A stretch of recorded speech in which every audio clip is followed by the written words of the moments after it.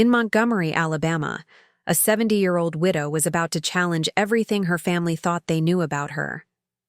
What started as a forgotten birthday took a shocking turn when they came face to face with a $50,000 celebration that would shake their affluent suburban community to its core. Margaret Maggie Calloway wasn't your typical Southern grandmother. For 45 years, she had spent her life as the family's memory keeper, known for organizing every milestone celebration and remembering every important date in their lives. When they encountered her sitting alone with a single cupcake on her 70th birthday, they had no idea they were walking into a life-changing confrontation. Maggie's quiet decision to access her late husband's life insurance policy that would lead to the most talked-about party in Alabama history. What began as profound loneliness would become fierce independence. The Montgomery social circles would never be the same after a forgotten woman decided to make herself absolutely unforgettable. Before we jump back in, tell us where you're tuning in from, and if this story touches you, make sure you're subscribed, because tomorrow I've saved something extra special for you. Margaret Calloway's eyes opened at 5:47 a.m., 3 minutes before her alarm. She'd always been an early riser, a habit formed during 45 years of marriage to a man who needed his coffee black and his breakfast ready by 6:30 sharp. Even now, 3 years after Harold's funeral, her body maintained the rhythm of service. Today was different, though. Today, she was 70. She reached for her phone on the nightstand, her arthritic fingers moving with practiced efficiency. Across the screen. No messages. Not yet. It was still early. David would call from Birmingham once he got to the office. He always did his personal calls between meetings. Jenna might text later, after she dropped the kids at school and before her shift at the IE's diner. Emma, her granddaughter, would probably post something sweet on Facebook. Maggie smiled to herself as she padded to the kitchen in her worn slippers. She'd been dropping hints for weeks. "Can you believe I'll be 70 soon?" She'd mentioned to David during their monthly check-in call. "The big 7-0 is coming up," she'd said to Jenna when her daughter had stopped by to borrow money for car repairs. Even to Ruby next door, she'd mentioned how strange it felt to be approaching such a milestone. The coffee maker gurgled to life, filling the silence of her pristine kitchen. Everything in its place, just as Harold had liked it. The morning sun slanted through the window above the sink, illuminating the small stack of birthday cards she'd prepared for others, 3 this month alone. Mrs. Patterson from church was turning 85. Her great-nephew in Tennessee would be 12. The postal worker who'd been so kind during Harold's final illness had mentioned his daughter's sweet 16. Maggie opened her leather-bound planner, a system she'd maintained for 30 years. Each month spread across 2 pages, every important date marked in her precise handwriting. David's birthday, April 15th, circled in red, with notes about his favorite restaurant reservations made 2 weeks in advance. Jenna's birthday, September 3rd, highlighted with reminders to call her ex-husband about coordinating the children's party. Emma's birthday, December 12th, with a list of potential gifts researched and purchased months early.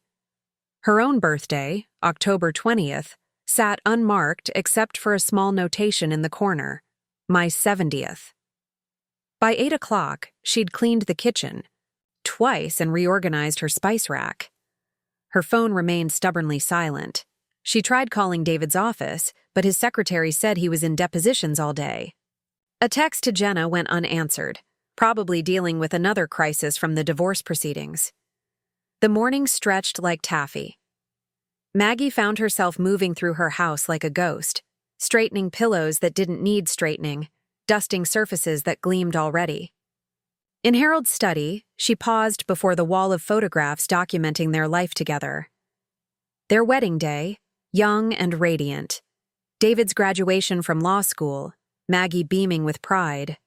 Jenna's first wedding, before everything went wrong. Emma's high school graduation just last year. In every photo, Maggie was there, supporting, celebrating, remembering, the constant keeper of family history, the one who made sure every milestone was marked, every achievement celebrated. She remembered David's 40th birthday party, the surprise she'd orchestrated for months. Renting the back room at his favorite steakhouse in Birmingham, coordinating with Sarah to get him there under false pretenses, inviting law school friends he hadn't seen in years. The look of genuine joy on his face when he walked into that room full of people who mattered to him. "Mom, this is incredible," he'd said, hugging her tight. "How did you remember all these people?" Because remembering was what she did. It was who she was. The memory shifted to Jenna's baby shower for little Marcus, now 15 and taller than his mother. Maggie had spent weeks crafting decorations. By hand, baking 3 different kinds of cake because she couldn't remember which flavor Jenna preferred. She'd organized games, compiled a playlist of music from Jenna's teenage years, made sure every guest felt welcome and every moment was documented. "Mama, you're amazing," Jenna had whispered, tears in her eyes as she opened gifts Maggie had carefully coordinated so there would be no duplicates, no gaps in what the baby would need. By noon, the silence had weight. Maggie made herself a sandwich she didn't want and sat at the dining room table where so many family gatherings had taken place. The mahogany surface reflected her image back, a 70-year-old woman with silver hair styled weekly at Doreen's beauty shop, wearing a blue cardigan Harold had always said brought out her eyes. She looked like someone's grandmother. Someone's mother. Someone's memory keeper. But whose? The phone rang at 2:17 p.m. and Maggie's heart leaped. She hurried to answer, already planning her gracious response to whichever family member was finally calling. "Mrs. Calloway, this is Ashley from Priority Home Insurance. I hope you're having a wonderful day. Are you enjoying your special day today?" The young woman's voice was bright, artificially cheerful. Maggie's hand tightened on the receiver. "I'm sorry?" "Your special day. Our records show it's your birthday. 70 years young. That's quite a milestone. I wanted to offer you our special birthday discount on—" Maggie hung up. Her hands were shaking. A telemarketer. A stranger reading from a database had been the first person to acknowledge her birthday. She walked back to the dining room and sat heavily in her chair. The afternoon light had shifted, casting long shadows across the table where she'd served thousands of meals, celebrated dozens of birthdays, hosted countless holidays. This table had been the center of their family's universe, and she had been its faithful steward. Now she sat alone. In the kitchen, she found a single cupcake in the freezer, a leftover from Emma's birthday celebration last year. She thawed it in the microwave and stuck a candle in the center. 1 candle for 70 years. As the flame flickered in the gathering dusk, Maggie made a decision. The silence had spoken louder than any words could. For 70 years, she had lived for others, remembered for others, celebrated others. She had made herself invisible in the service of making sure everyone else felt seen. Tomorrow, she would visit Harold's bank. The life insurance policy he'd left her sat untouched in their savings account. $50,000 he'd insisted would keep her comfortable. She'd been too careful with it, too respectful of his memory to spend what he'd worked so hard to provide. But Harold was gone. And apparently, so was she. At least in the minds of those she'd spent her life loving. Maggie blew out the candle, watching the smoke curl upward in the silence of her empty house. When the smoke cleared, her eyes held a determination that hadn't been there at dawn. If they had forgotten her, perhaps it was time to make herself unforgettable. The morning after her forgotten birthday, Maggie sat in her Buick outside Montgomery First National, her hands gripping the steering wheel with the same intensity she'd once reserved for Harold's final hospital visits. The bank's limestone facade looked imposing in the October sunlight, each column standing like a sentry guarding the money she'd never dared to touch. "Finally doing something for myself," she whispered, repeating the words that had kept her awake most of the night. Inside, the familiar scent of marble cleaner and new money enveloped her. She'd been coming to this bank for 23 years, always accompanying Harold for their quarterly meetings with Mr. Peterson about investments and retirement planning. She'd sat quietly in those meetings, nodding when spoken to, signing where indicated, playing the role of the dutiful wife who trusted her husband's financial wisdom.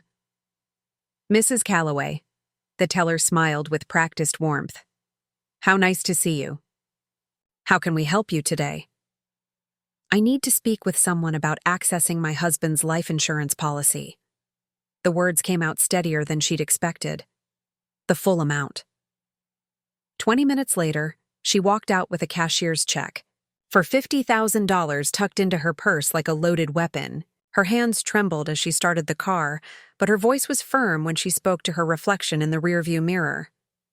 "Now what, Maggie?" The answer came to her as she drove through Montgomery's tree-lined streets. She'd seen the billboard 3 times this week without really noticing it. A stylized font announcing, "Mitchell Events Making Dreams Unforgettable." The tagline had seemed absurd when she first glimpsed it. Who needed professional help to throw a party? Now, pulling into the small business district near downtown, the question felt different. Who indeed? Travis Mitchell's office occupied the ground floor of a renovated Victorian house painted in bold purple and gold. Wind chimes created a symphony on the wraparound porch, and the sign by the door proclaimed, "Where ordinary becomes extraordinary." Everything about the place would have made Harold sniff with disapproval.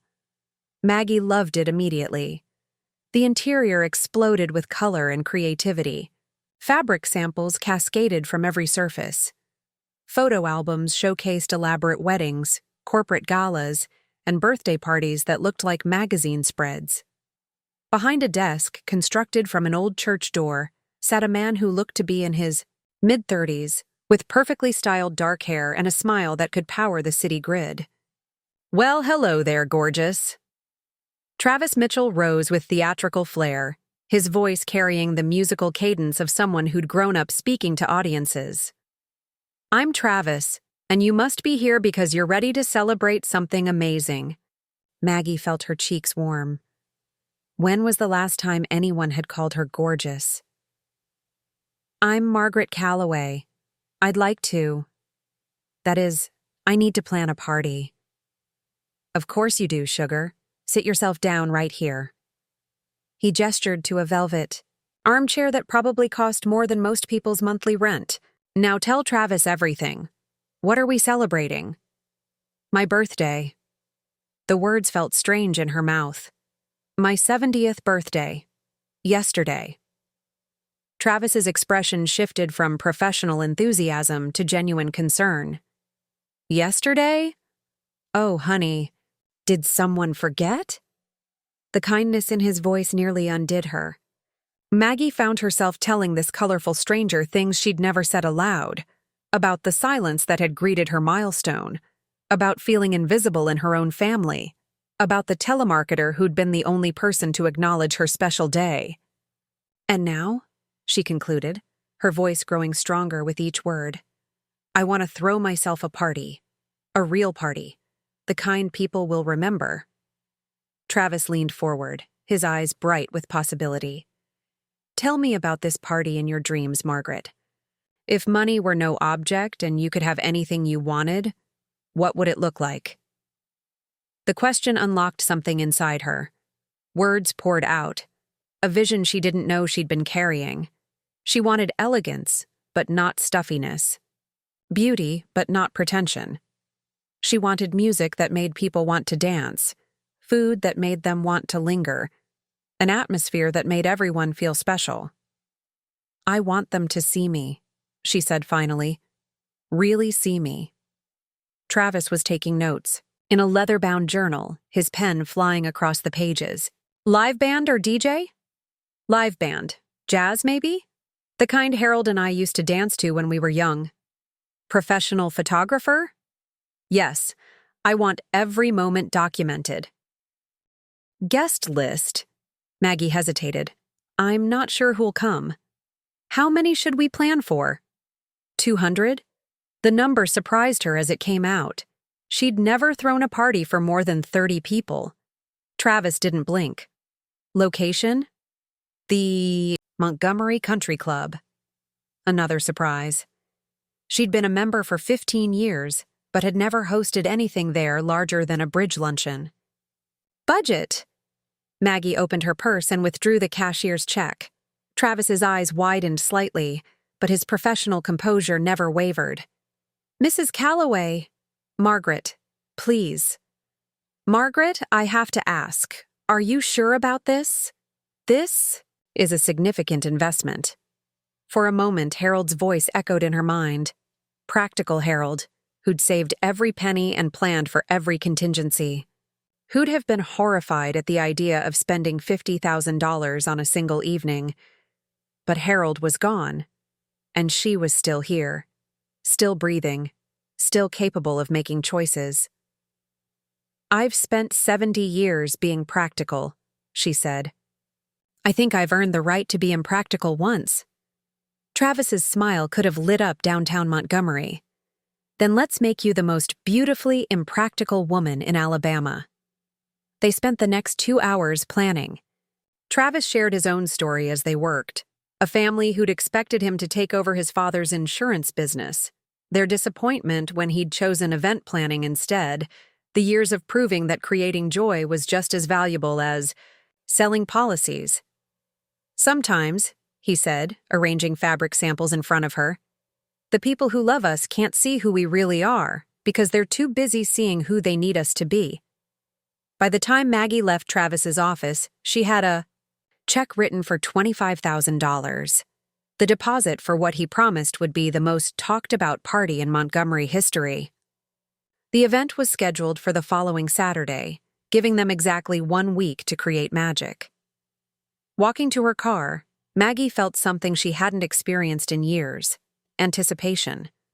Not the careful, worried anticipation of waiting for medical, test results, or hoping her children would call. This was different. This was the delicious expectation of something wonderful about to happen. She pulled out her phone and scrolled to David's number, then stopped. Part of her wanted to call him, to share her excitement, to hear him say he was proud of her boldness. But a larger part wanted to surprise them all. Let them discover what Margaret Calloway was capable of when she stopped asking permission to live her own life. As she drove home through the familiar streets of Montgomery, Maggie caught sight of herself in the rearview mirror. The woman looking back at her had the same silver hair, the same blue eyes, the same face that had been invisible to her family yesterday. But something fundamental had changed. There was a light in those eyes that hadn't been there in years. A sense of purpose that had nothing to do with serving others and everything to do with honoring herself. Tomorrow, she would call the country club and confirm the reservation. She would approve the menu Travis had suggested and select the flowers for the centerpieces. She would choose the dress she wanted to wear to her own celebration. Tonight, though, she would simply sit in her quiet house and savor the feeling of being a woman with a secret. A delicious, expensive, absolutely impractical secret that was going to change everything. The silence that had crushed her yesterday now felt full of possibility. In 1 week, that silence would be replaced by music, laughter, and the sound of 200 people celebrating Margaret Calloway. Whether her family chose to be among them remained to be seen. Preparing and narrating this story took us a lot of time, so if you are enjoying it, subscribe to our channel. It means a lot to us. Now back to the story. Sarah Chen Calloway was reviewing quarterly marketing reports when her phone rang on Wednesday afternoon. The caller ID showed Patricia Whitmore, a woman she'd met exactly twice at country club functions and hadn't spoken to in over a year. "Sarah, honey, I hope you don't mind me calling." Patricia's voice carried that particular Southern cadence reserved for delivering gossip disguised as concern. "I just had to reach out about Margaret's big celebration this weekend." Sarah's pen stopped moving across the spreadsheet. "I'm sorry, what celebration?" "Oh my." The pause stretched like taffy. "Well, this is awkward. The party at the country club, Saturday night. Everyone's talking about it. 200 guests, live jazz band, The works. I just assumed you knew, being family and all.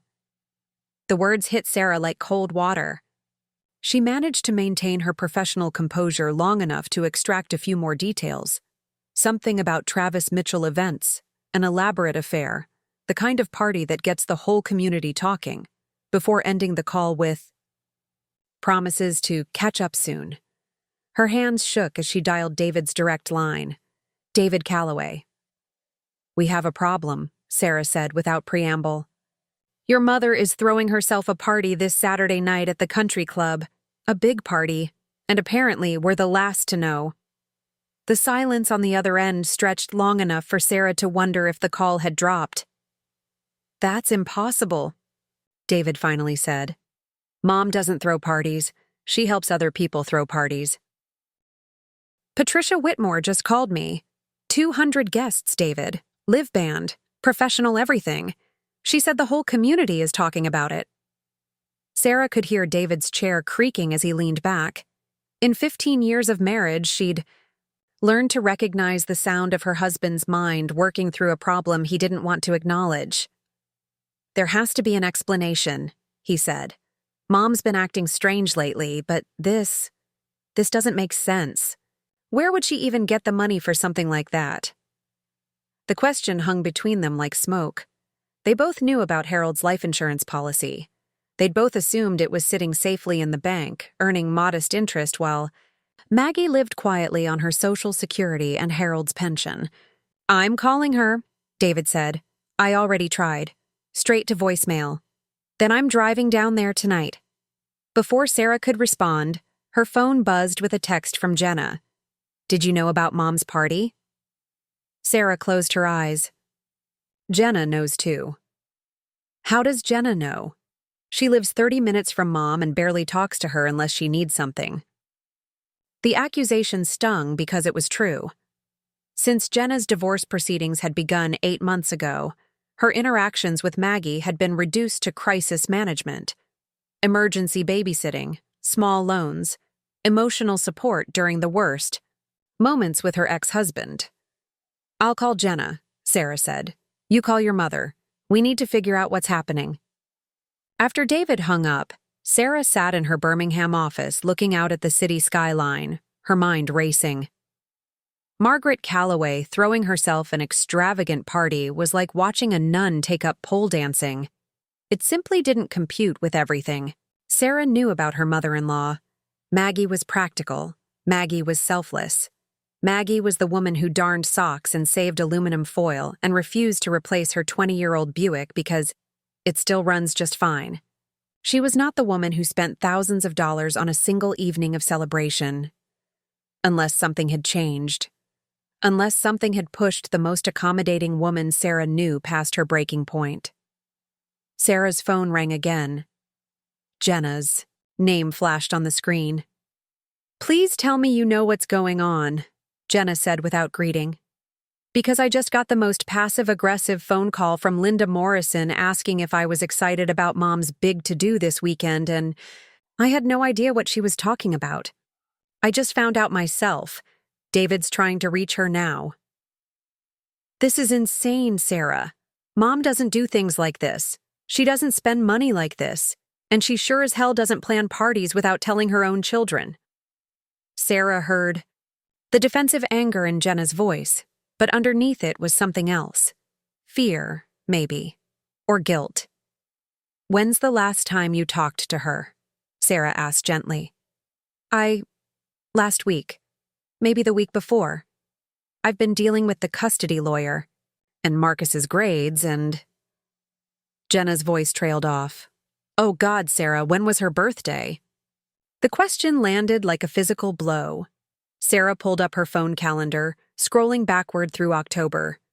Doctor appointments, soccer games, work deadlines, Halloween planning. "Monday," she whispered. Her birthday was Monday. The silence on Jenna's end spoke volumes. "I forgot," Jenna said finally. "I completely forgot my mother's 70th birthday." Sarah's stomach dropped as she realized she'd forgotten too. David's mother, who remembered every anniversary, every graduation, every small milestone in their lives, had turned 70 on Monday, and her entire family had missed it. "We need to talk to David," Sarah said. 20 minutes later, Sarah sat in her car in the parking garage, listening to the three-way call that would haunt her for months afterward. "Mom's not answering," David reported. "I've called 6 times. Even drove by the house on my lunch break. Her car's not there." "Maybe she's at Travis Mitchell's office," Jenna said. "Linda Morrison mentioned the name. I looked him up. Event planner.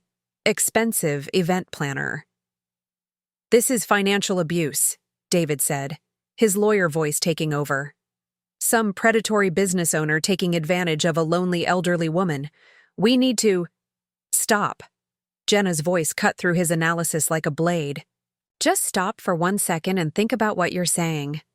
Mom is not some confused old lady being taken advantage of. She's a grown woman who apparently decided to throw herself a party because her own children forgot her 70th birthday. We've all been busy." "Busy?" Jenna's laugh held no humor. "David, she remembers when your secretary's cat has surgery. She remembers Emma's boyfriend's birthday. She remembers the anniversary of the day you and Sarah first met. But we can't remember the day she was born." Sarah found her voice. "We need to go to her, tonight, all of us." "I can't," David said immediately. "I have a client dinner and—" "Cancel it." "Sarah, this is a major account." "Cancel it, David." Her voice carried a steel that surprised them all. "Your mother spent $50,000 on a party. Your father's life insurance money. Money she's been saving for 3 years. Whatever's happening here, whatever we've done or failed to do, it's big enough that she felt this was her only option." The silence stretched until Jenna spoke. "I'll pick up the kids from after-school care and drive to Mom's. Sarah, can you get David there by 7? We'll be there." After they hung up, Sarah sat in her car thinking about Margaret Calloway, the woman who had welcomed her into the family with genuine warmth, who had made Sarah's favorite coconut cake for every birthday since the wedding, who had babysat Emma and Marcus countless times without ever being asked, just appearing when Sarah looked overwhelmed. Margaret, who remembered everything about everyone, who made sure no milestone went unacknowledged, no celebration went unplanned. Margaret, who had apparently become invisible to the very people whose lives she'd spent decades orchestrating. Sarah started her car and drove toward David's office, her mind already working through the conversation they were about to have. Because if Margaret Calloway had decided to spend $50,000 to get her family's attention, then they needed to understand just how profoundly they had failed her. And more importantly, they needed to figure out how to earn back the trust of a woman who had finally decided to stop waiting for them to notice she was still alive. The drive to Montgomery stretched ahead like a road to reckoning. By tonight, they would have to look Margaret Calloway in the eye and explain how they had forgotten the most important person in their lives. Sarah pressed harder on the accelerator. Some conversations couldn't wait. Maggie heard the cars pull into her driveway at 7 o'clock sharp. Through the curtains, she watched David's BMW park behind Jenna's Honda, both arriving like soldiers assembling for battle. She'd been expecting this moment since the whispers started at the grocery store. The doorbell rang. David, always punctual. Maggie smoothed her navy dress and opened the door with the measured pace of someone who had spent 3 days preparing for this conversation. "Hello, David, Sarah, Jenna." She stepped aside. "I was wondering when you'd come by." They filed, in like a delegation rather than a family. David's face was flushed, his lawyer's composure frayed. Sarah looked genuinely distressed. Jenna hung near the door, arms crossed defensively. "Mom," David began, using his careful client voice, "we need to talk." "Of course you do." Maggie gestured toward the living room. "Please, sit." "We're not here for pleasantries," Jenna said sharply. "Half of Montgomery is talking about your party, and we had to find out from strangers that you spent $50,000. Maggie settled into Harold's old recliner, the one she'd avoided for 3 years because it still smelled of his aftershave. Tonight, Claiming his seat felt appropriate. $50,000 of my money. Harold's life insurance policy that belongs to me. David leaned forward, hands clasped in the position she remembered from childhood, when he thought he was delivering uncomfortable truths. Mom, this isn't about ownership. It's about responsibility.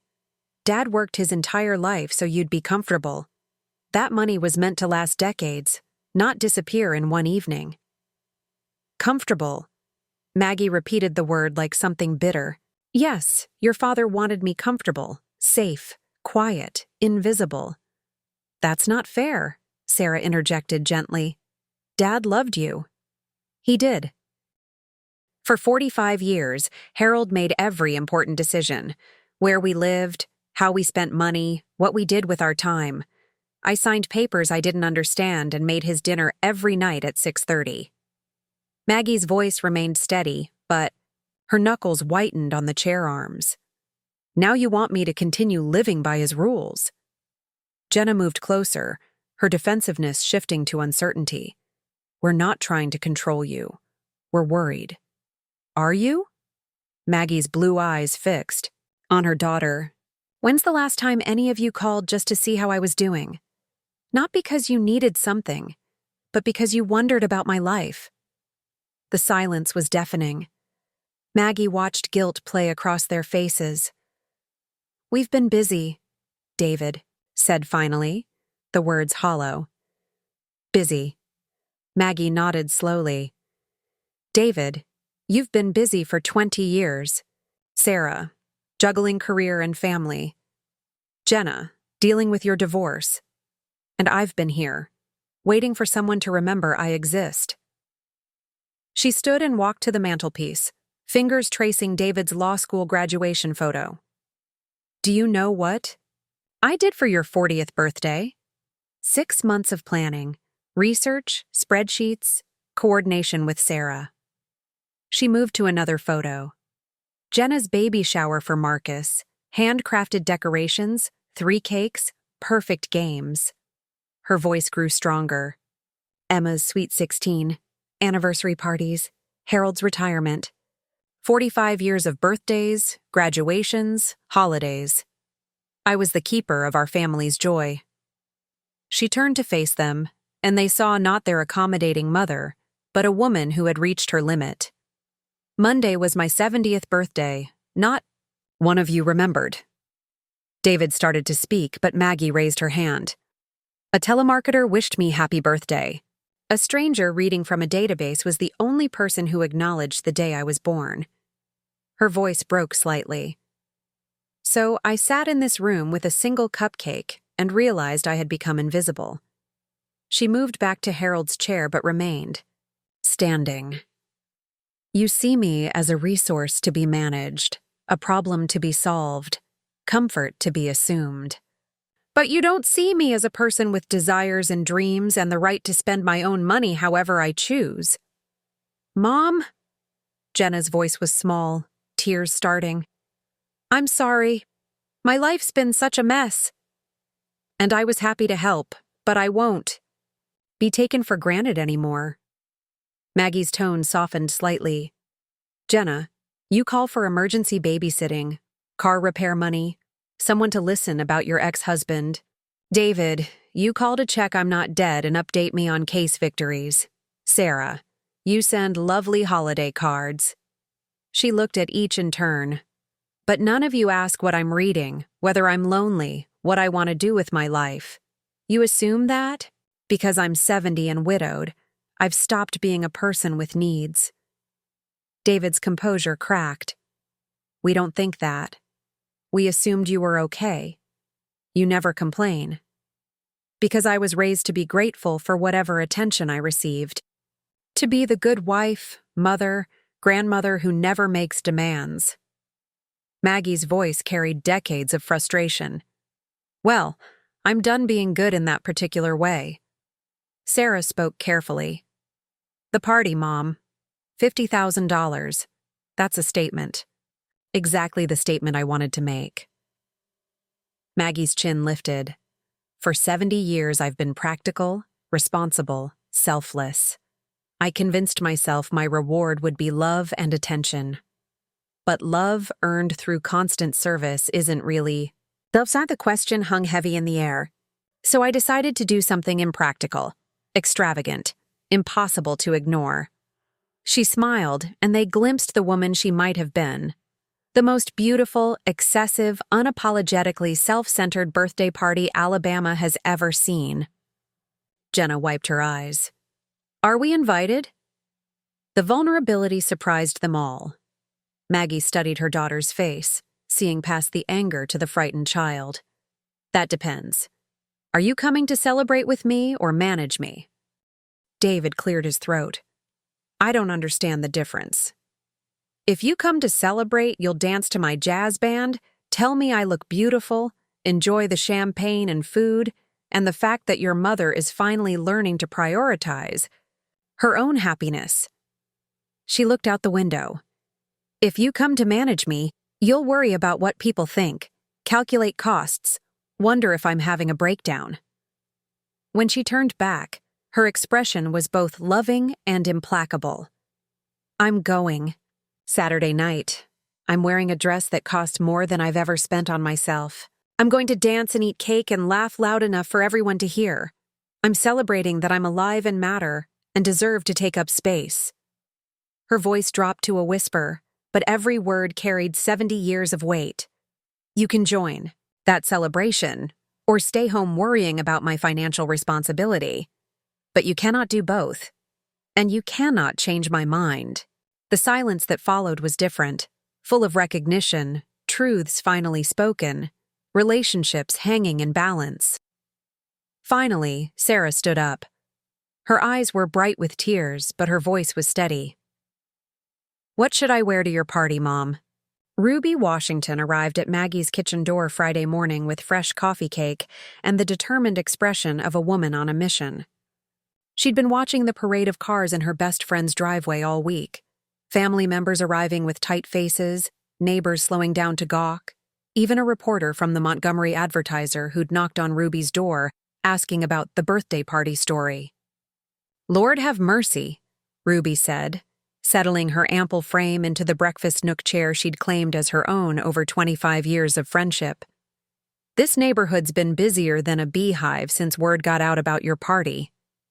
Maggie poured coffee into Ruby's favorite mug, the one that said world's best teacher that her fourth grade class had given her before retirement. I suppose people are talking. Honey, people aren't just talking. They're practically taking sides. Ruby cut herself a generous slice of coffee cake. Yesterday at the grocery store, I heard Ethel Patterson telling anyone who'd listen that you'd lost your mind. But then Carol Williams, you remember Carol from the book club? She shut Ethel down real quick. Said it was about time someone in this town did something worth gossiping about. Ruby's eyes sparkled with mischief. And you should have heard the conversation at Bridge Club Wednesday night. Half the ladies were scandalized, but the other half. She leaned forward conspiratorially. Margaret, I think you've started something. That afternoon, Pastor William Hayes knocked on Maggie's front door. She'd expected this visit since Tuesday, when she'd seen the steady stream of congregation members approaching him after service with concerned whispers. Pastor Hayes. Maggie invited him into the living room where 24 hours earlier, her family had staged their intervention. I suppose you're here about the party. William Hayes had been Montgomery Baptist's pastor for 8 years. Long enough to know that his congregation's apparent moral concerns often masked deeper personal struggles. At 55, he'd learned to listen more than he preached. Actually, I'm here about you, Margaret. How are you doing? The simple question, asked without judgment or agenda, nearly undid her. When was the last time someone had asked about her well-being without immediately following with a request or complaint? I'm tired, Pastor. Tired of being invisible. Tired of serving everyone else while forgetting to serve myself. She gestured toward the wall of family photos. I've spent 70 years being who everyone needed me to be. Now I'm trying to figure out who I actually am. Pastor Hayes nodded thoughtfully. And the party? is my Declaration of Independence." Maggie's voice carried no apology. "I know some folks think it's wasteful, maybe even sinful, but I can't bring myself to feel guilty about celebrating my own life for once. Margaret, I've received exactly 7 phone calls this week about your party. 4 expressing concern about your spiritual condition, 3 asking if they could get invitations." He smiled. "What does that tell you? That Montgomery's more divided than I thought? That you've given people permission to think about their own lives differently?" Mrs. Henderson called to ask if it was biblical for a widow to spend money on herself. Mrs. Crawford wanted to know if I thought she was too old at 68 to take that art class she's been considering for 10 years. Before Maggie could respond, her phone rang. Travis Mitchell's voice bubbled with excitement. "Margaret, darling, you will not believe what's happening. Channel 12 wants to do a story about your party, something about senior empowerment and women reclaiming their narratives. And honey, the RSVPs are pouring in like rain." After she hung up, Pastor Hayes chuckled. "Sounds like your Declaration of Independence is inspiring others to declare their own." That evening, Emma arrived unannounced with her laptop and a determined expression that reminded Maggie of Sarah at her most focused. "Grandma, we need to talk about your online presence." "My what?" Emma opened her laptop, revealing a Facebook post that had been shared dozens of times. Someone had photographed the elegant party invitations Travis had designed, and the image was circulating with comments that ranged from outraged to inspired. "Look at this." Emma scrolled through responses. "Good for her. About time someone stood up for themselves. Wish I had her courage." But also some not-so-nice stuff about wasteful spending and attention-seeking. Maggie read over her granddaughter's shoulder, marveling at how her private decision had become public discourse. "Grandma, I want to help you tell your story. The real story. Not just about the money, but about why you felt you needed to do something this dramatic to be seen by your own family." Emma's fingers flew across the keyboard. "I'm going to document everything tomorrow night. Show people what it looks like when a woman finally decides to celebrate herself instead of just celebrating everyone else." The next morning, Maggie found Ruby waiting in her kitchen with more coffee and a gleeful expression. "Margaret, you have got to hear this. I just ran into Janet Morrison at the bank. You know Janet, always talks about how her children never call. Well, apparently her son drove down from Nashville yesterday just to take her to lunch. No special occasion, just because." Ruby poured herself coffee without being asked. "And Mary Ellen Foster? She told her book club she's taking that cruise to Alaska she's been talking about for 5 years. Says if Margaret Calloway can throw herself a $50,000 party, she can damn well spend her own money on something that makes her happy." As Ruby recounted the ripple effects spreading through their community, Maggie realized her party had become more than a personal statement. It had become permission for other women to examine their own lives, to question whether they'd made themselves too small, too invisible, too accommodating. Her phone rang again. This time it was Jenna. "Mom, I've been thinking about what you said, about how we only call when we need something." Jenna's voice was softer than it had been in months. "I want to know what you're reading, and whether you're lonely, and what you want to do with the rest of your life." The conversation lasted 2 hours. They talked about books and loneliness, and dreams deferred. They talked about Jenna's fears and Maggie's regrets. They talked like 2 women who were just discovering they actually liked each other. When they hung up, Maggie sat in her quiet kitchen and marveled at the strange alchemy of public scandal creating private healing. Tomorrow night, 200 people would celebrate her birthday. But today, for the first time in years, she felt truly seen by the people who mattered most. Outside her window, Montgomery continued its daily rhythm, but with an undercurrent of possibility that hadn't been there a week ago. Sometimes it took one person's radical act of self-love to remind an entire community what courage looked like. Tomorrow she would wear her expensive dress and dance to jazz music and let 200 people witness her joy. Tonight, she would simply savor the feeling of a life finally lived on her own terms. Friday night found Maggie alone in her bedroom, surrounded by the evidence of her audacious decision.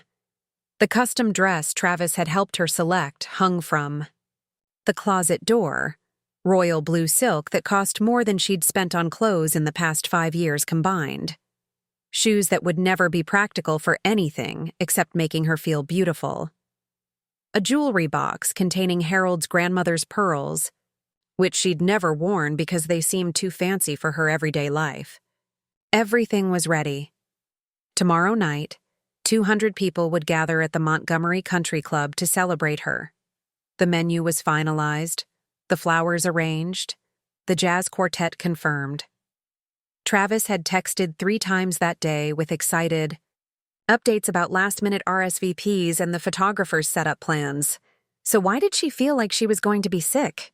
Maggie sat on the edge of her bed, looking at the photo albums scattered around her like archaeological evidence of a life she was no longer sure she recognized.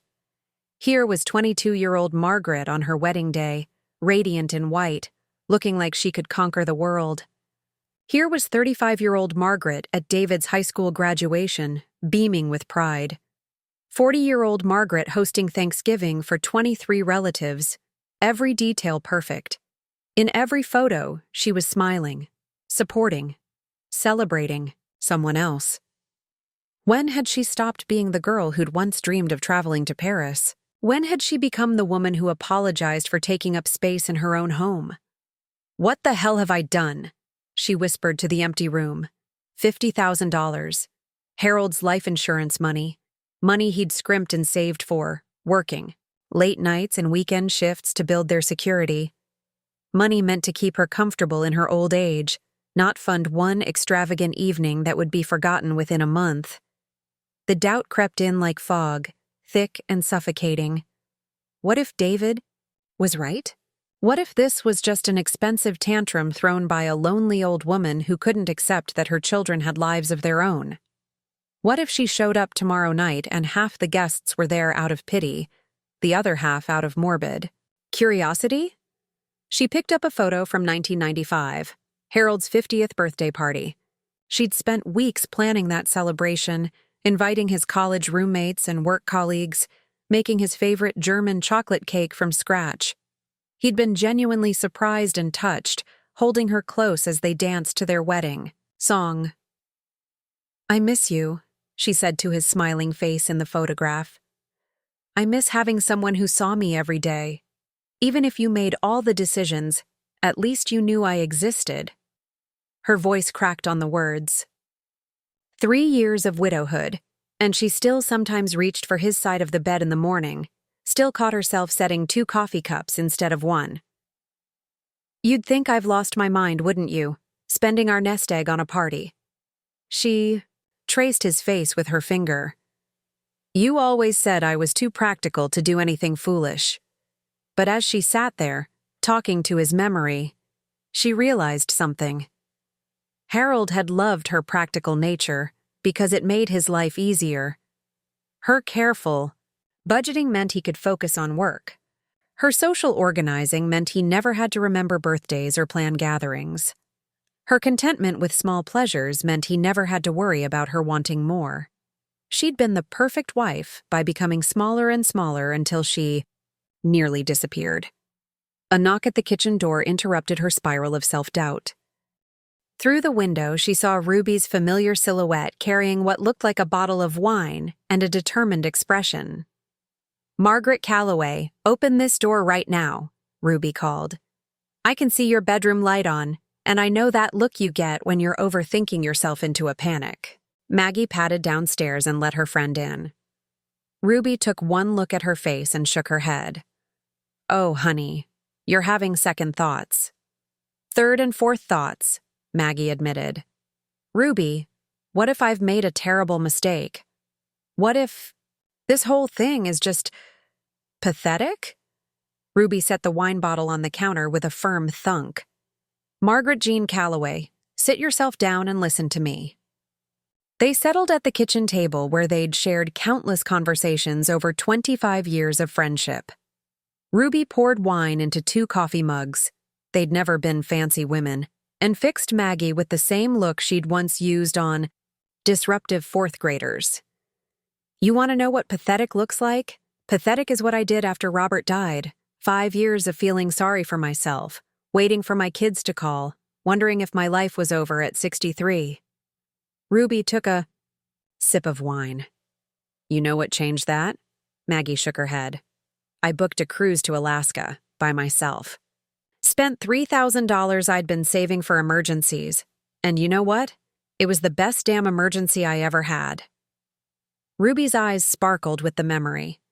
Met a group of women from Chicago, went whale watching, ate crab until I thought I'd burst. Came home and realized I wasn't dead yet. She reached across the table and took Maggie's hands. That cruise taught me something your party's gonna teach you. We spent so many years being wives and mothers that we forgot we were also women with our own dreams and desires. But $50,000, Ruby. That's not a cruise. That's what it costs to remind an entire community that Margaret, Calloway exists. That's what it costs to show your children that you're not just their personal assistant. That's what it costs to prove to yourself that you're worth celebrating. Ruby squeezed her hands tighter. Honey, I've watched you plan parties for everyone else for 25 years.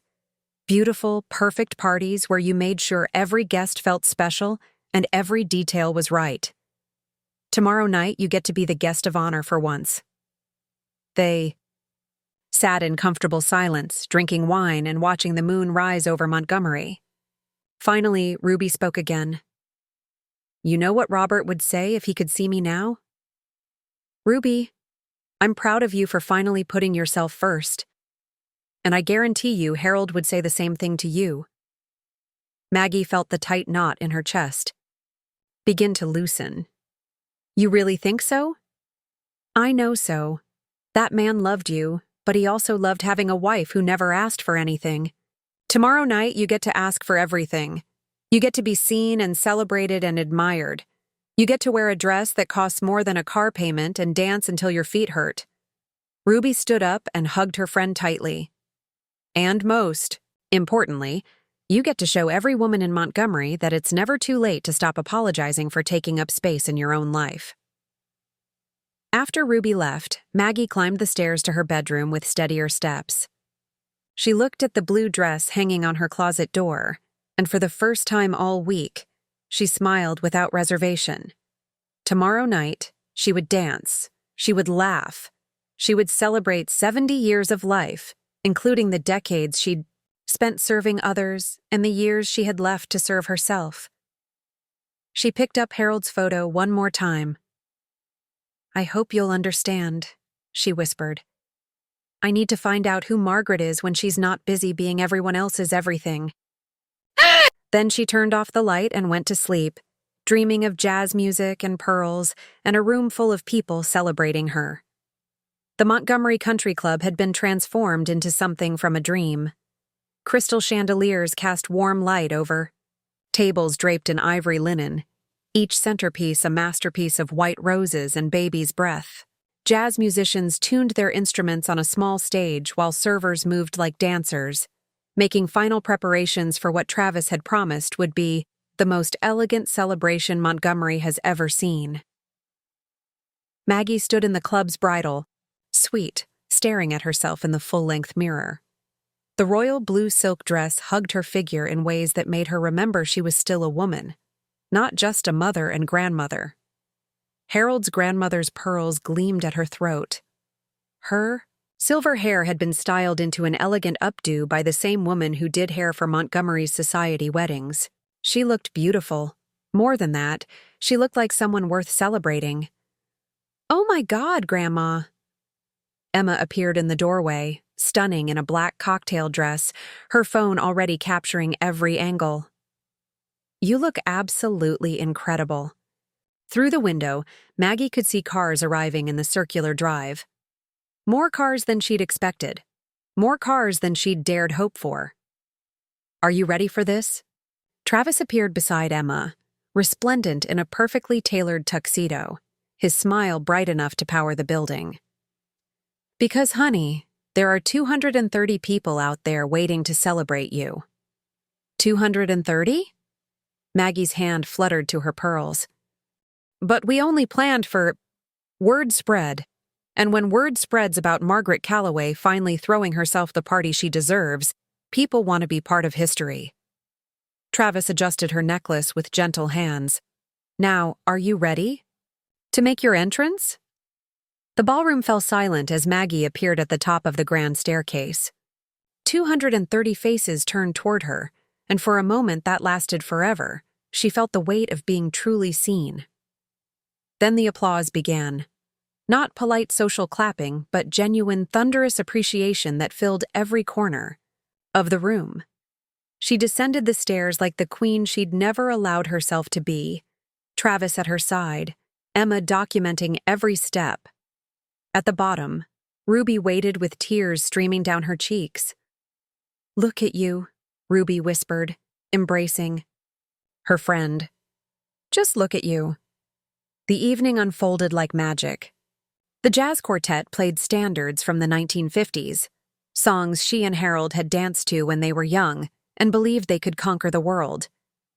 The food was exquisite, crab cakes and filet mignon, desserts that looked too beautiful to eat, but tasted like heaven. But it wasn't the expensive details that made the night extraordinary.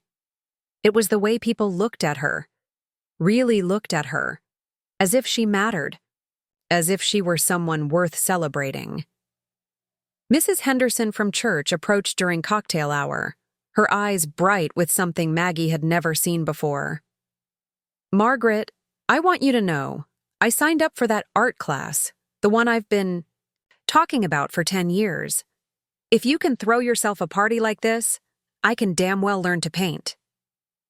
David and Sarah arrived during the first course, looking uncomfortable but determined. David had even worn the tie she'd given him last Christmas, the one he'd claimed was too colorful for court. "Mom," he said, his voice thick with emotion she rarely heard from him, "I owe you an apology.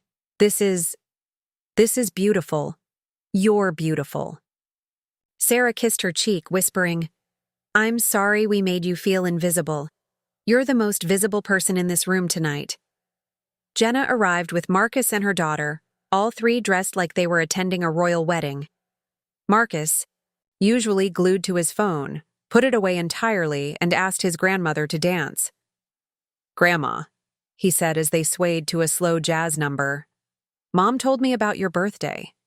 About how we forgot. I'm really sorry." "Oh, sweetheart." Maggie's heart swelled as she looked up at her grandson, now taller than she was. Tonight isn't about apologies. Tonight is about celebration. But perhaps the most unexpected moment came when Pastor Hayes approached with a woman Maggie didn't recognize. Elderly, elegantly dressed, with eyes that held decades of stories. "Margaret, I'd like you to meet Mrs. Eleanor Whitfield.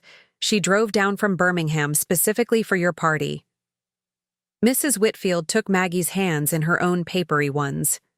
"My dear, I'm 87 years old, and I've spent the last 17 years since my husband died trying to become invisible. When I heard about your party, about a woman who decided to become visible again." She smiled.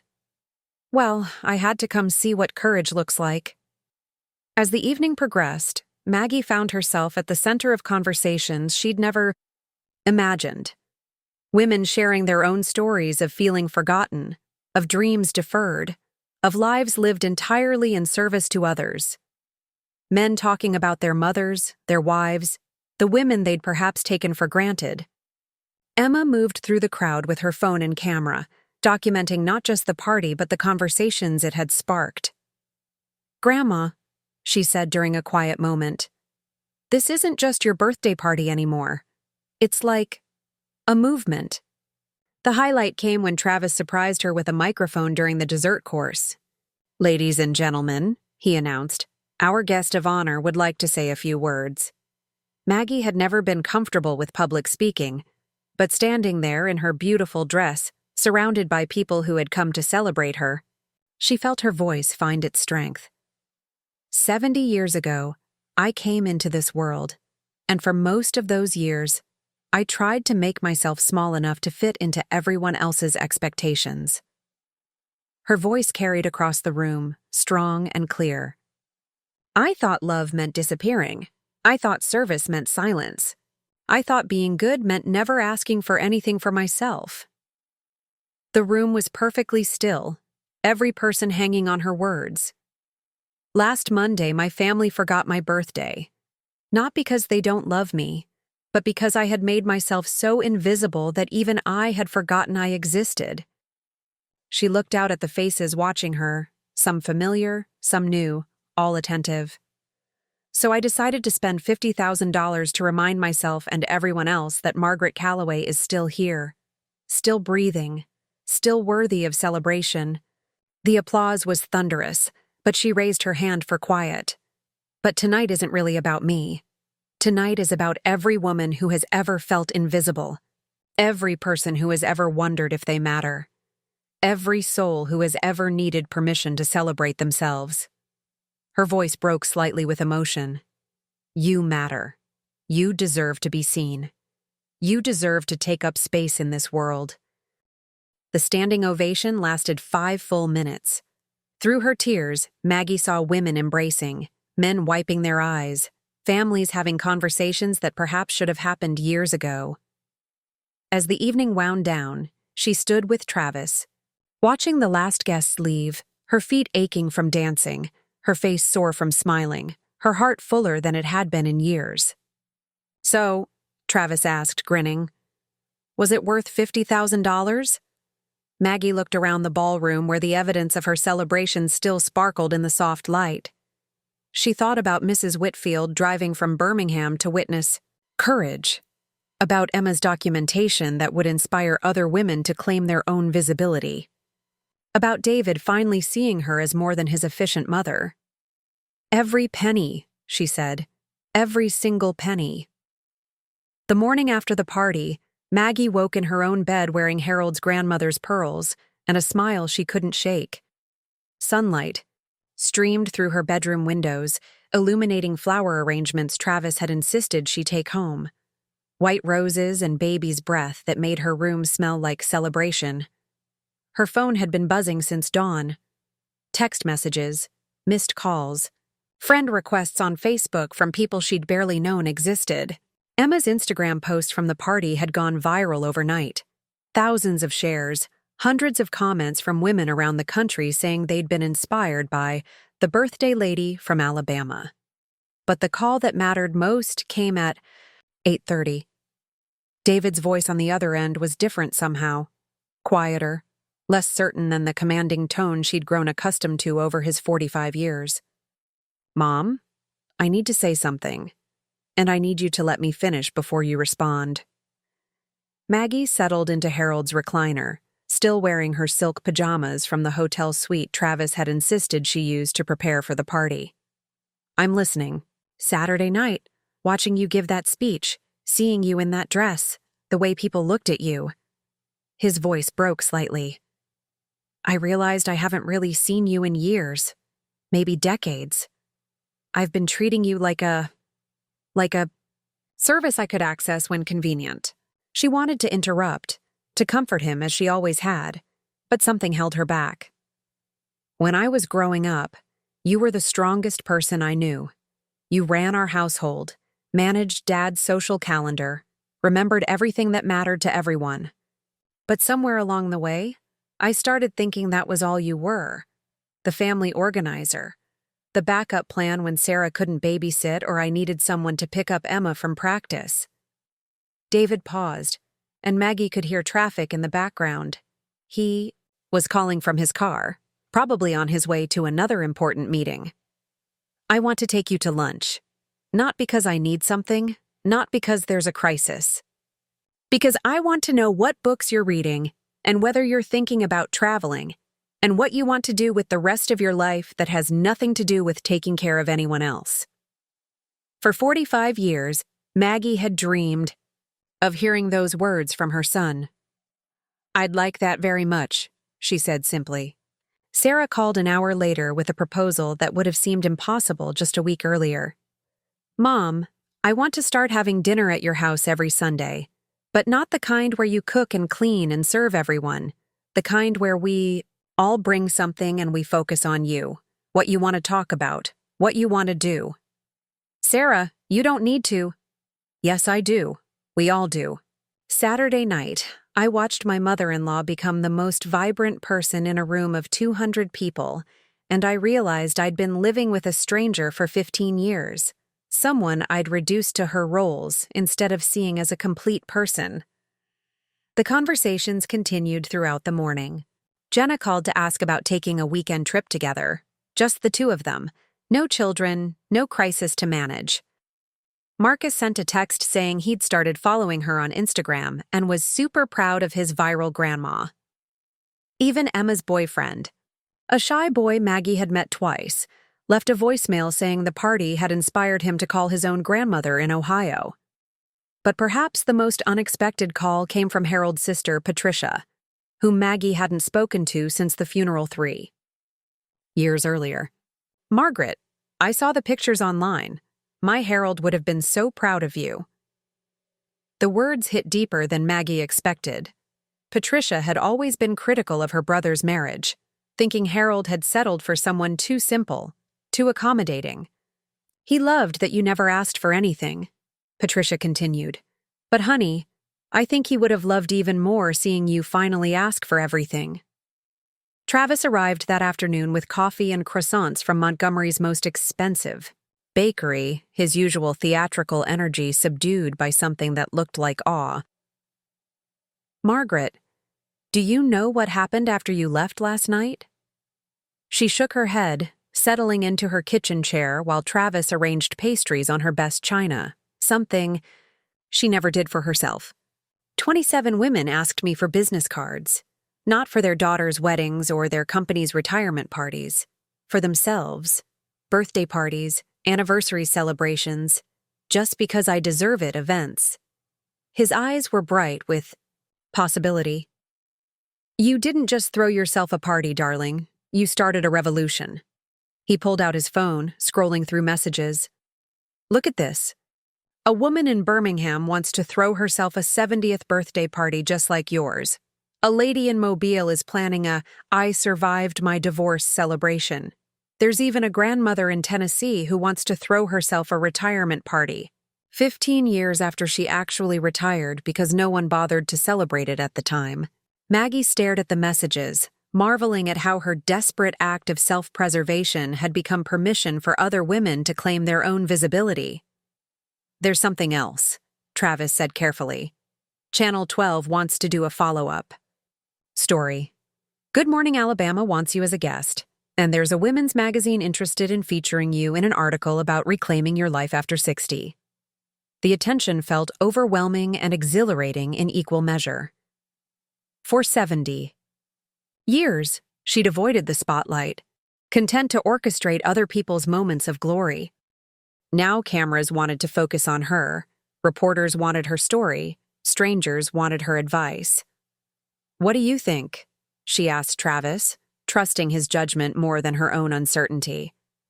"I think Margaret Calloway has something important to say about what it means to be visible, valuable, and unapologetically alive.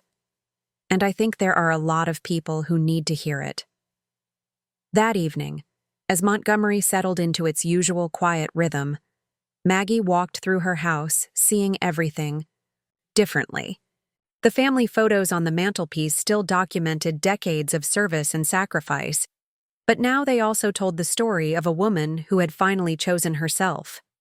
In the kitchen, she found the leather-bound planner that had organized her family's life for 30 years. Instead of opening to next month's obligations, David's anniversary, Emma's homecoming dance, the various birthdays and milestones she'd spent decades remembering, she turned to a fresh page and wrote a single line. "What does Margaret want to do?"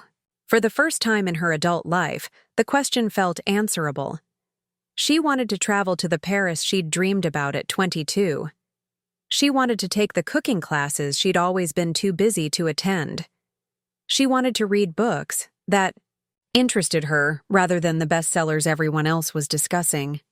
She wanted to plan more parties, not for other people, but celebrations of life and courage and the radical act of taking up space in the world.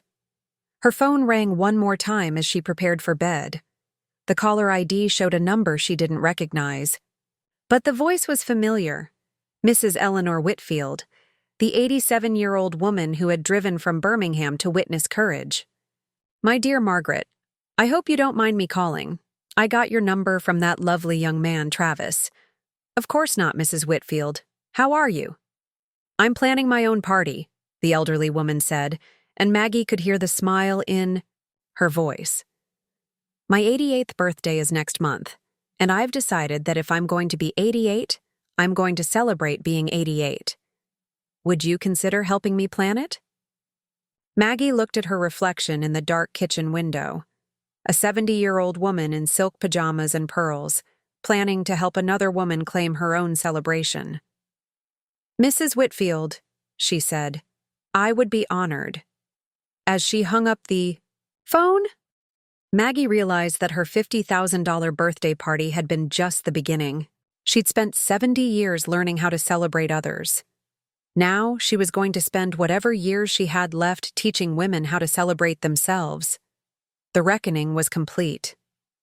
Margaret Calloway was no longer invisible, no longer apologetic, no longer content to live in the margins of her own life. She was, finally and unapologetically, exactly who she was meant to be. 3 weeks after the party, Maggie stood at the podium of the Montgomery Women's Empowerment Conference, looking out at 200 faces that reflected her own journey from invisible to undeniable. The conference organizer had called it the fastest sellout in our history, and Maggie suspected her viral birthday party had something to do with that. "6 months ago," she began, her voice steady and clear, "if someone had told me I'd be standing here giving a speech about empowerment, I would have suggested they check their medication." Laughter rippled through the audience. "I was a woman who apologized for existing, who made herself small enough to fit into everyone else's expectations." In the front row, Ruby beamed with pride. Beside her sat Mrs. Whitfield, whose own 88th birthday celebration the previous weekend had been featured in 3 newspapers. Sarah held Emma's hand, both of them recording every word on their phones. But invisibility isn't just something that happens to us.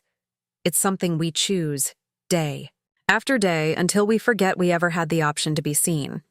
After her speech, women lined up to share their stories. A 55-year-old teacher who had finally enrolled in graduate school. A 62-year-old grandmother who had left her controlling husband after 40 years.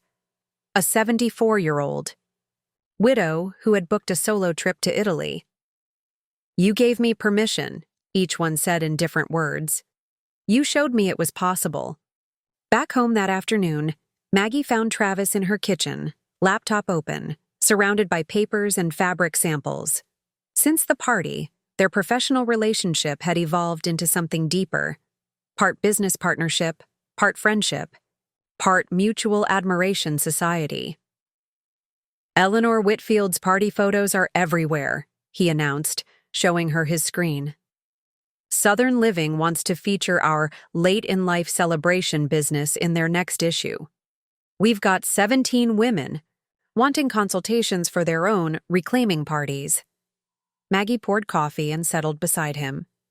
The kitchen table that had once been Harold's domain for paying bills had become their headquarters for what Travis called the Visibility Project, helping women celebrate themselves in ways society had taught them was selfish or inappropriate. "There's something else," Travis said carefully. "A publisher in New York wants to talk to you about writing a book. From Invisible to Incredible, a guide to celebrating yourself at any age." The idea terrified and thrilled her in equal measure. "I'm not a writer, Travis." "No, but you're a storyteller. And honey, you've got a story that needs telling." That evening brought the first of what had become Maggie's new routine. Sunday dinners where she was the center of attention rather than the invisible host. Sarah arrived with Thai takeout. David brought wine that cost more than Maggie used to spend on groceries in a week, and Jenna contributed homemade dessert and genuine curiosity about her mother's emerging life. "So tell us about the conference," Sarah said, serving pad thai onto Maggie's best china, the dishes she'd saved for special occasions that never seemed special enough. "How did it feel being the keynote speaker?" "Terrifying. Exhilarating. Like standing naked in front of 200 people and discovering they're applauding instead of throwing tomatoes." Emma looked up from her phone, where she'd been editing a video about her grandmother's transformation.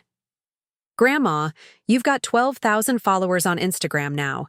Women from all over the country are posting photos of their own Maggie moments, times.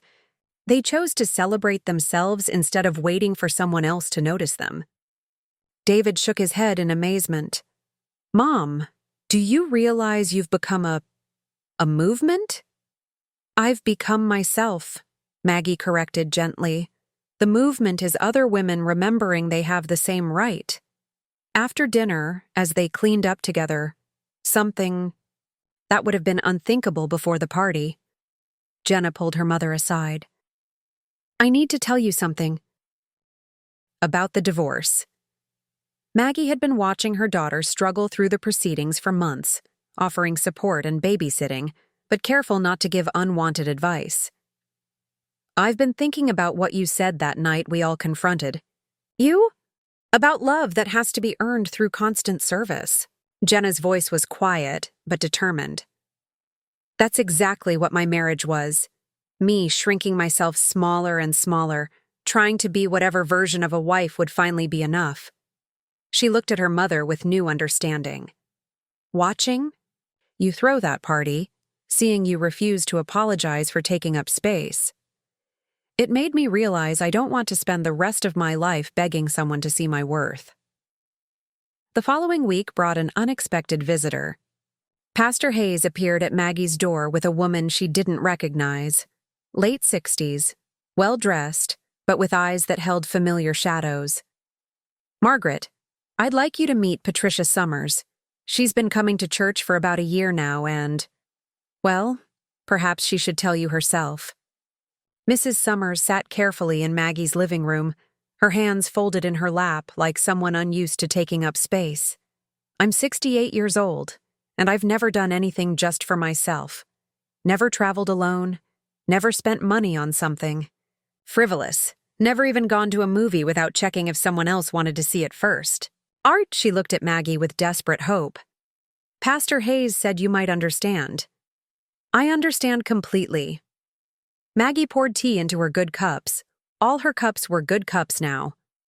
"Tell me about your dreams, the ones you've been putting aside."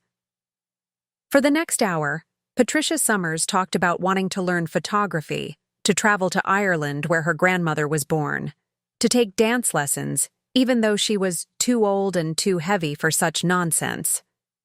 "Those aren't nonsense," Maggie said firmly. "Those are the very things that make life worth living." By the end of their conversation, they'd planned Patricia's Independence Day, a small celebration to mark her decision to start living for herself. Travis had a new client, and Maggie had gained something she hadn't expected: the profound satisfaction of helping another woman step into her own light. That night, as Maggie prepared for bed, she looked at herself in the mirror and marveled at the transformation, not just the confidence in her posture or the way she'd learned to wear colors that made her feel vibrant. The real change was in her eyes. They held purpose now, the clarity of someone who had found her calling. Her phone buzzed with a text from Emma. "Grandma, the video I made about your party hit 100K views today. Comments are full of women saying they're planning their own celebrations. You're literally changing lives." Maggie smiled, thinking about Mrs. Whitfield's elegant party, Patricia Summers' upcoming celebration, the women at the conference who had found courage in her story. She'd spent 70 years learning how to make other people visible. Now she was spending her remaining years teaching women how to become visible to themselves.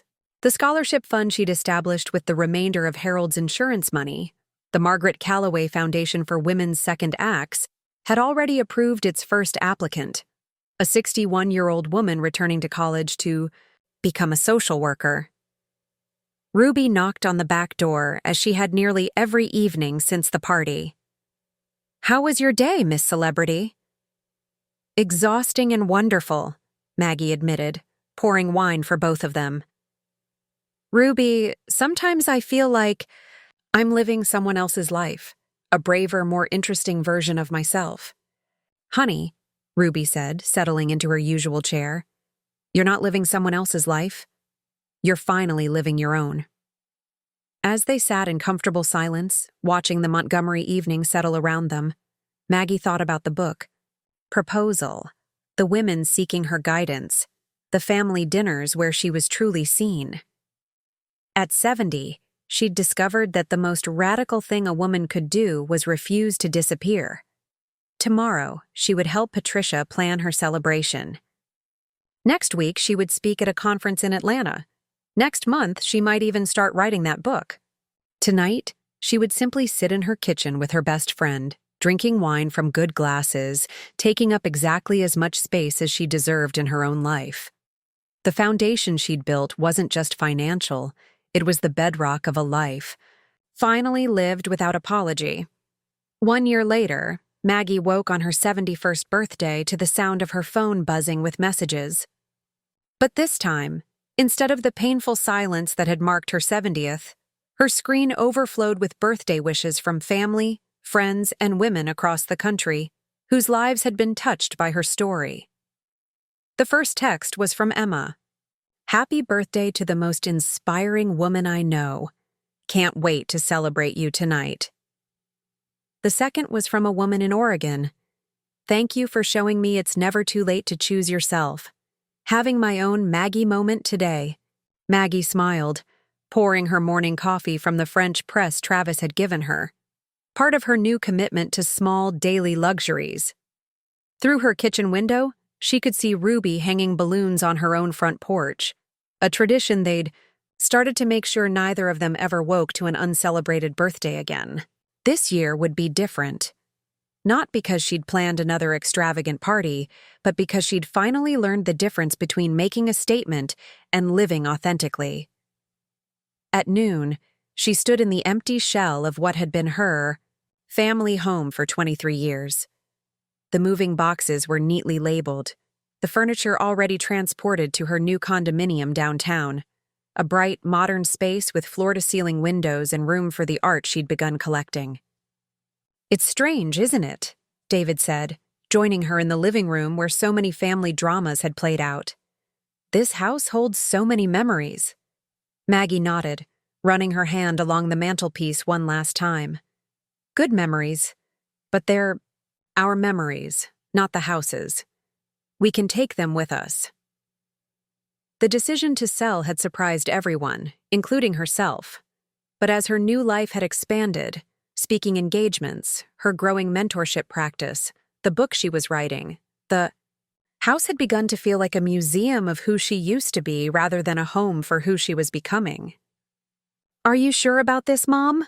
Sarah asked, appearing in the doorway with Emma, both carrying flowers from the garden Maggie had tended for decades. "This is such a big change." "I'm sure." Maggie's voice carried the quiet confidence she'd developed over the past year. This house was perfect for the woman who lived here for 23 years. But that woman was invisible.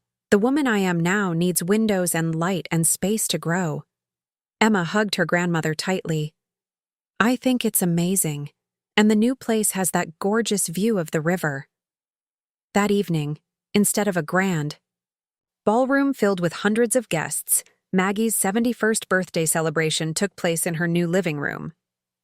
20 people who truly mattered to her: family, Ruby, Travis, Pastor Hayes, Mrs. Whitfield, Patricia Summers, and 3 other women she'd helped plan their own reclaiming celebrations over the past year. The gathering was elegant but intimate. Travis had arranged simple flowers and soft lighting. Sarah had organized a potluck where everyone contributed something meaningful rather than expensive. The mood was warm, personal, celebratory without being desperate for attention. "This is perfect," Jenna said, settling beside her mother on the new sofa Maggie had chosen because it was comfortable rather than practical. "Last year felt like you were fighting to be seen. This year feels like you just are." During dinner, Maggie announced her decision that had been months in the making. "I've accepted a position with the university's continuing education program. Starting in January, I'll be teaching a course called Reclaiming Your Story, a workshop for women over 50. The room erupted in applause, but it was David's reaction that touched her most. Her son, who had once been embarrassed by her party spending, now looked at her with unmistakable pride. "Mom, that's incredible. You're going to change so many lives." "I already have," she said simply, "including my own." Later, as they shared, the coconut cake that had become her signature dessert, the one she'd perfected making for everyone else's birthdays, Emma stood to make a toast. "A year ago, my grandmother threw herself a $50,000 party because her family had forgotten she existed. Tonight, we're celebrating a woman who no longer needs to spend money to be seen, because she's learned to see herself." Emma's voice grew stronger as she looked around the room. "Grandma, you taught us that invisibility isn't something that just happens to us. It's something we choose. And visibility isn't about making noise or spending money. It's about knowing your own worth and refusing to apologize for it." The toast continued with each person sharing what Maggie's transformation had meant to them. Ruby talked about learning to travel solo. Patricia Summers announced she'd enrolled in photography classes. Mrs. Whitfield shared that she'd finally written the memoir she'd been thinking about for 30 years. "But mostly," Mrs. Whitfield concluded, "you taught us that it's never too late to become who we were meant to be." As the evening wound down and guests began to leave, Travis pulled Maggie aside. "You know, last year's party was spectacular, but this is beautiful in a completely different way. Last year was about proving I existed," Maggie reflected. "This year is about celebrating who I've become." After everyone left, Maggie stood on her new balcony overlooking the Alabama River, holding a glass of champagne Sarah had brought. The good stuff, not the kind she used to save for occasions that never seemed special enough. The city lights reflected on the water, and she could hear the distant sound of jazz music from a club downtown. Her phone buzzed with a text from a woman in Seattle. "Saw your interview on Good Morning America. Planning my own celebration for next month. Thanks you for showing me the way." Maggie had done 17 interviews in the past year, written the first 3 chapters of her book, spoken at conferences in 7 states, and helped 32 women plan their own reclaiming celebrations. The Margaret Calloway Foundation had provided scholarships to 15 women returning to education or starting new careers after 50. But perhaps most importantly, she'd learned to live authentically rather than dramatically. The woman who had once needed to spend $50,000 to be noticed now found joy in small daily choices that honored her worth. Fresh flowers every week, books that interested her, clothes that made her feel beautiful, friendships that nourished rather than drained her. Her phone rang one final time. The caller ID showed a number from New York, her publisher, calling on her birthday to check on the book's progress. "Margaret, I hope you don't mind me calling so late. I just wanted to say happy birthday and ask how the writing is going." "It's going beautifully," she said, and meant it. "I'm discovering that my story isn't really about a party. It's about what happens when a woman finally decides to stop apologizing for existing." That's exactly what the world needs to hear. "When do you think we'll have a completed manuscript?" Maggie looked out at the river, thinking about all the women who had reached out over the past year, sharing their own stories of invisibility and transformation. "Soon. I think I finally know how the story ends." After hanging up, she remained on the balcony, savoring the October air and the sense of completion that had nothing to do with finishing a book. At 71, she'd found something more valuable than being celebrated by others. She'd learned to celebrate herself, not with grand gestures that demanded attention, but with daily choices that honored her worth. The woman who had once disappeared into her roles as wife, mother, and grandmother had emerged as Margaret Calloway, teacher, author, mentor, and most importantly, a woman who took up exactly as much space in the world as she deserved. Tomorrow, she would continue writing her book. Next week, she would help another woman plan her own celebration. Next month, she would give a keynote speech about authentic living. Tonight, she would simply stand in her beautiful new home, wearing a dress that made her feel radiant, drinking champagne that tasted like freedom, knowing that the most profound transformation of all was learning to be genuinely, unapologetically, joyfully herself. The circle was complete. Margaret Calloway was no longer invisible, no longer forgotten, no longer waiting for permission to live her own life. She had become, at last, exactly who she was always meant to be. In the distance, church bells chimed. Midnight, marking the end of her 71st birthday and the beginning of whatever adventures awaited a woman who had finally learned that the most radical act of all was simply refusing to disappear. Up next, you've got 2 more standout stories right on your screen. If this one hit the mark, you won't want to pass these up. Just click and check them out, and don't forget to subscribe and turn on the notification bell so you don't miss any upload from us.